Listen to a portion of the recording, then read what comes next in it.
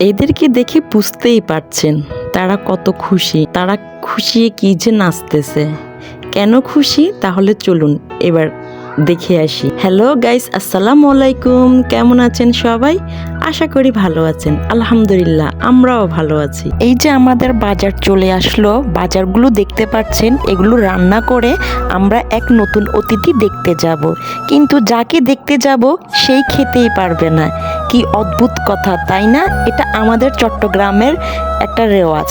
আমাদের এখানে যখন নতুন অতিথি আসে পৃথিবীতে, আমরা তখন এভাবে রান্না বান্না করে তাকে দেখতে চলে যাই, সাথে আরো দই মিষ্টি কিছু নিয়ে, আরো নিয়ে যাই কিছু জামা কাপড়। যদি কোনো কারণে জামা কাপড় নিতে না পারি তাহলে ওই অতিথিকে কোলে নিয়ে কিছু টাকা দিয়ে আসি। এটা আমাদের চট্টগ্রাম অঞ্চলের একটা নিয়ম।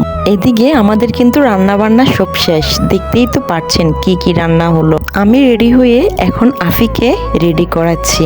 এদিকে ফাইরুজ চুপ করে বসে দেখে আছে ওকে কখন রেডি করাবো। এবার ওকেও রেডি করাচ্ছি। আমরা যেহেতু বের হয়ে যাব, তাই আমাদের এই পাখিগুলো খুব করে কিচিমিচি করছে আর ডাকছে, কারণ তারা বাসায় একলা থাকবে। এখানে দুই জোড়া পাখি আছে, এক জোড়া ফাইজান আর এক জোড়া ফাইরুজের। ওরা নাম দিয়েছে, এক জোড়ার নাম আর্জেন্টিনার আর এক জোড়ার নাম ব্রাজিল। কি সুন্দর নাম, তাই না? এবার আমরা অটোতে করে চলে যাচ্ছি, কারণ আমার বাচ্চারা অটোতে চড়তে অনেক বেশি পছন্দ করে। চলে আসলাম ফাইনালি তাদের বাসায়। এগুলো টেবিলের উপর রেখে কে আগে গিয়ে বাবুটা কোলে নিবে তারা তাড়াহুড়া শুরু করে দিল। এদিকে প্রিয়াঙ্কা বাবুকে কাঁথা দিয়ে ভালো করে ঘুরে ওদের কোলে দিচ্ছে, কারণ না হলে তো ওরা নিতেই পারবে না, এত ছোট বাবু ফেলে দিবে। এবার প্রথমে ফাইরুজের কোলে দিল।